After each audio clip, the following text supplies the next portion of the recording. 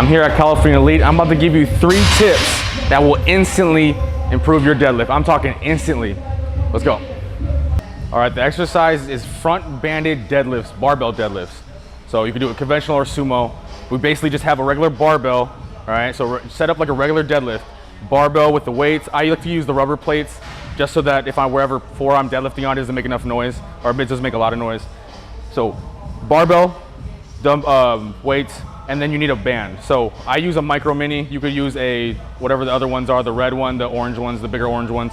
But I don't want to usually go any higher than a red mini or the other orange big one. So the big green ones, don't stay away from the big ones because that's gonna cause more problems than anything else. So all we're gonna do is we're gonna anchor that band from an object in front of us to the front of the deadlift. So obviously balances everything, keep it right in the middle, right in the beginning of that knurling, the middle of the knurling. And that's just be your normal setup for the front banded deadlifts.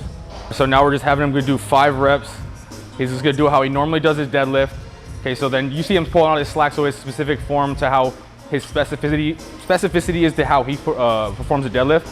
So we're gonna focus on the other things, the other aspects that this exercise focuses on, right? So the external force, so do you feel this pulling on you right now? Yeah. So do you feel like you have an active like engagement in your lats, right? Oh, it's great. Yeah, so I like it by, because it's wanting to pull me this way. Right. So by having to pull it in. So you've never done this exercise before, right? Not really. No, never. Right. So I like to do it with any type of athlete from beginner to expert level because it just reminds you the fundamental things of the deadlift, right? So we're sitting down, we're driving the knees forward and out, we're pushing our arms down, and then that last part, which inherently is what happens when you turn your elbows back, and that's one big coaching cue that I always give is turn your elbows back into your lats. It makes your arms long, it makes your lats, your traps, they relax so your arms get longer, okay? So this is just one of those other external factors. If you're a visual learner, if you're a practice learner, this will actually force you into a good position. It'll force you to engage your lats, it'll force you to sit down and drive your knees slightly forward and to have a much more balanced stance in the midline of the foot opposed to the front part of the foot or the back of the foot. All right, the second exercise is probably the easiest, all right? So all you need is a band and then whatever stuff you would use for your deadlift, okay? So I have a specialized band from Mark Bell. They send it in the gains boxes, but you can use any band. So even the micro mini that you used before for the that front loading part. So all we're gonna do is either grab the ends, double loop it, grab the ends, or put your hands in this one, all right? So all we're gonna do is put it around our neck. So that's just gonna be anchored like this, all right? So when we go up to the deadlift bar, we're gonna push our hands straight down, and what that's gonna do is gonna make my arms long. It's gonna force me to engage my lats, almost like I'm in a dip, but it's gonna force me to be long, and it's gonna force me to push through my traps and push through the barbell, which is one thing that most people don't think about, because when you're on the top of your deadlift, you're supposed to be pushing your knuckles down to the floor as you're locking the weights out, which makes your leverages better. But most people just think that they're just pulling up on the bar and they're trying to bend their arms and they're trying to pinch their scapula. So this is gonna force us to limit the distance between the floor and the lockout position. So as I'm coming up, I'm pushing through the floor and squeezing out my glutes and locking out my quads, okay?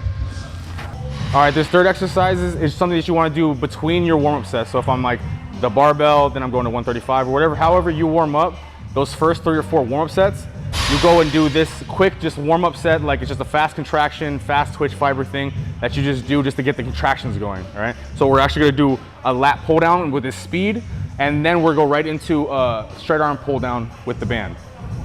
All right, so we're gonna sit down, and you're just gonna do a 15-second as fast as you can, lat pull downs. So I'm focused on exploding down my lats. I'm not really worried about the eccentric phase on this. And I'm going right up into straight arm pull down, same thing.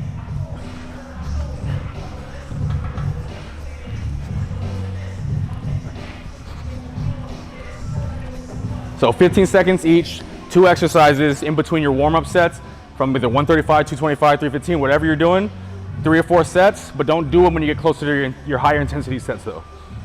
There you go.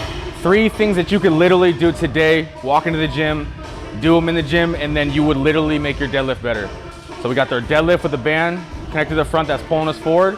We got the band that's connected around our neck and we're pushing down, making our arms long, shortening that distance between the lockout and the floor. And then we got the lat pull down speed, lat pull downs with the speed, straight arm pull downs. All right, so if you do all 3 of those things today, tomorrow, whenever you go to the gym next time, your deadlift I will personally guarantee that'll get better, all right? I wanna thank you for everybody. I mean, I've got messages, DMs, comments, likes, all this stuff, shares.